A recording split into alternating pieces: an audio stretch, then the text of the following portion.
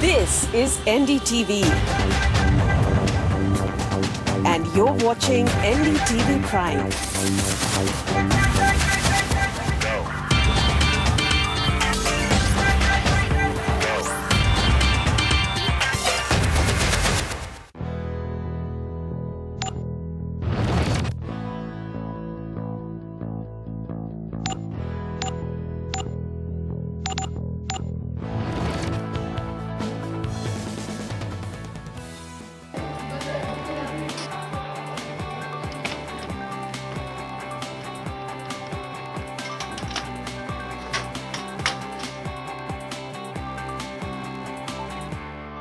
Have you ever wondered how your favorite piece of clothing was designed, where its fabric came from, or how the fabric itself was created in the first place?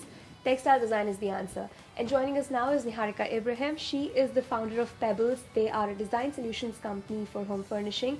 Niharika, welcome to the show. Thanks. And she's going to tell us all about what it's like to work as a professional textile designer. Niharika, why don't you tell us a bit about how you got into the field and what is the kind of work that you're doing at Pebbles? Both Thomas and I, we graduated from NIFT in 1997, that is way back. We were the first textiles batch that graduated. We started Pebbles in 2007 and we started it as a kids company. So that is where the word Pebbles come from. Yeah, and our first show was in 2007, that was at Maison and Objet in Paris. So are there also any specific fabrics or textiles that you work with? That is, we work with only natural fabrics, so that would be cotton linen blends and no polyesters. Right. And many techniques we work with, printing, embroideries, yarn dyed wovens. So a whole lot of things that come under textiles. Tell us a bit about your design inspirations. Where does that come from? See, a lot of design inspiration would come from nature. Okay. And we have clean lines, a lot of, if you see, a lot of simple Scandinavia look, that is what our heart says and that is what we do. Okay. And how we work on a collection is we start with a color palette. We would do season-wise collections. So there will be a spring, summer and a fall, winter. So what does a day in your life look like when we talk about, working as a textile designer? Hectic. Okay. But I think creatively very satisfying. All creative fields are like that for that matter. So because you're doing constantly, you're on the go and doing new things. Correct. You research and you see and you feel that everything has been done and all out there, but then a line drawn differently and a circle drawn differently makes it new. So you guys are majorly an export house. I mean, you are supplying a lot of your products overseas, outside the country. Overseas, so, how is the demand like outside there for Indian products? And do you also think that it's all set to grow bigger in the coming years? As India has a huge repertoire of traditional Indian textiles. Correct. So now we are working in an urban space, like so, and for the European market. So if you see the 18th and the 19th century European market, what were the two most sought after things from India? What would you say? You tell me. Spices and Indian calicos. Of course. Yes. So so it is so really predated. Ancient, yes. And so it has all graduated, and it's a huge culture and tradition of doing natural fabrics and working with them. So we are an extension of that. So you've told us earlier that when you graduated out of an IFT, you started off straight away with Pebbles. Yeah. How easy or tough do you think is it for an individual designer to sort of set up their own and establish their own brand? I think, no, it is not easy. It is your passion for it and how much of an entrepreneur you are. And but what I see difference from then and now, we worked in the industry for a while before starting with Pebbles, so which is a very good idea to get an experience, and then it is a calling that you really want to do different things and you want to start off on your own. So if you have that calling, then of course you go ahead with it. Also, what do you think makes textile designing an interesting career? For someone who's aspiring to start out in this field, what would be some of those reality checks that they should really do before they think that, okay, this is the career for me? I think, see, exposure to textiles is there for everyone. Everybody is into, all the young people, everyone is so much into looking good. So your exposure is already there. Right. You know, buying new things and buying new clothes and things Yes. like that. But it is as to there, but there is a lot of labor behind the scenes, you know. And then if you are a creative person and you like enjoying doing new things and seeing new things all the time, and so then I think it is a good choice for you, because in possibilities are limitless. It's like music, no? With 7 notes you can create so much more. So a lot of hard work and patience is what aspiring textile designers can expect on their way, is what Niharika's message is for you guys. And thank you so much And for go being for with us it. on the show. Go for it. Yeah. So working as a professional textile designer can be fun and challenging. Now, if you too are inspired to take up a career in this field, here's a quick download on how to go about getting the right education.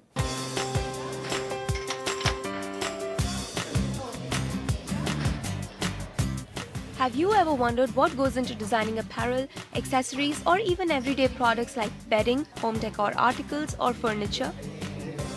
Did you know that fabric and textiles is where it starts? Textile designing is the art of creating and manipulating fabric and textile structures of various kinds through processes both traditional and digital.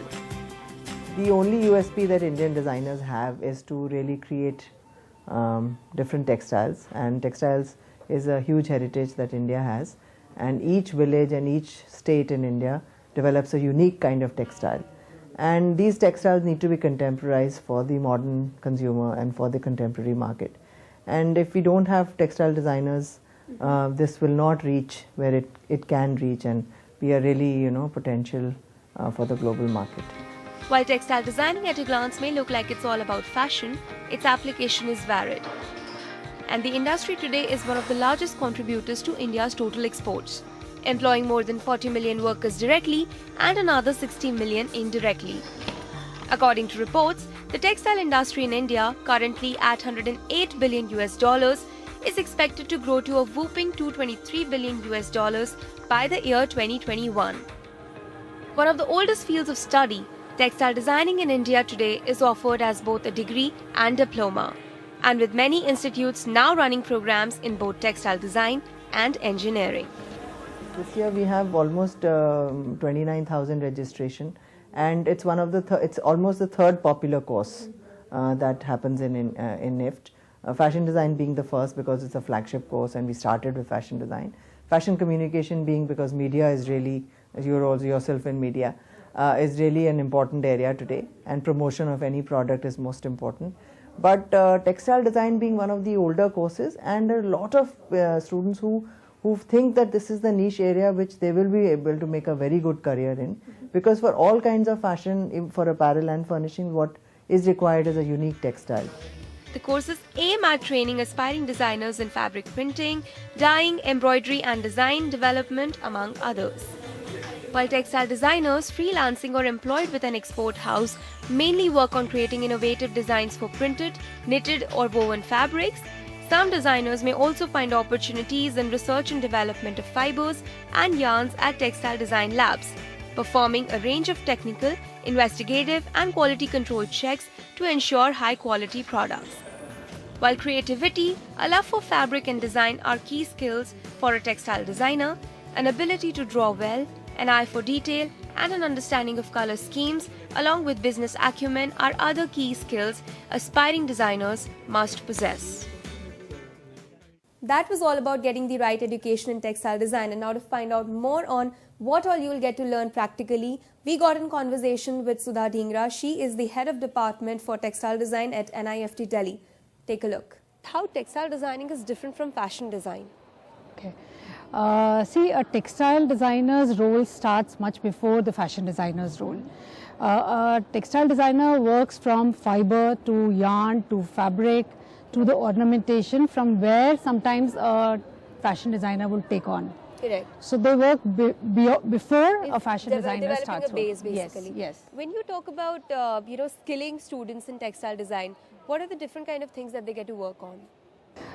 In the foundation program, they learn the basic skills of drawing and what we call as visualization and representation techniques, basic skills of material handling. But when they come to the specialization, we teach them basics and then take it onto the advanced level of weaving, printing, surface design, and also CAD. computer application in designing textiles. Correct. Now, knitting, weaving and embroideries, these are very important for a textile designer. But you also have craftsmen do it for you. I mean, not every textile designer would, eventually end up doing that. Right. Why are these skills then so important when you can have others do it for you? If they do not learn it from the basics, they'll never be able to appreciate the work of a craftsmanship and the labor that goes into it. How to design for that, they have to know the basics. Correct. So they learn about it as the basic, like how a traditional artisan also learn. But we put in a lot of technology also. A craftsman is a master of his own craft. But how do you amalgamate many skills together is what a textile designer can do. For a student who wants to establish his or her own brand, knowing merchandising and marketing is very important. So what would you say about that? How do you go about honing skills in that? We have, our course is divided into design, technology, liberal art, and we give them input of business and design, and in the final semester they also have entrepreneur development. So they learn basics of it, and if they are much more keener into it, then after they graduate, when they're working in the industry, they'll pick up more skills. Some of them go for further education into retail management or merchandising and things, so they develop it. What are the different kind of sectors? I mean, fashion is one thing that you definitely would work on, but what are the other sectors that a textile design student can look up to after graduating? You see, mill sector is a very big sector in India. You have all these Arvind, Dornier, Vardhaman, Madura, all these they have their design studios. So our students work with them, intern with them, do graduation project, and are working with these companies. Also, there are a lot of home furnishing export houses and retail houses. So our students fill that gap of doing home furnishings, cushion covers and bedspreads and duvets and all those kind of things. Panipat is a big sector for handlooms. Also, Karur, all these are the areas where our textile design students are working. Apart from that, starting on their own, doing design consultancies, working with designers, working with NGOs at craft sector, working with handloom weavers and handicraft artisans is also. If you had to give out an advice for aspiring students who want to take up a course in textile design, what would you want to say to them? I think textile designer, this segment of doing textile design is very multifaceted. You learn basics and advanced level of textiles, but you can design in any level. And a lot of our students who have graduated as textile designers are also working in the field of fashion. The textile designers are the one who can work with handloom sector. And after agriculture, textile is the sector which provides the most livelihoods in the country, right? So our students work at a grassroots level with the handloom weavers, doing designing saris and things, saris and the unstitched garment. A lot of people are into fiber art, textile art, installations, all these things. So there are endless opportunities for a textile designer. Well, it's time for us to slip into a short break. Don't go anywhere. We'll be right back with lots more on the other side.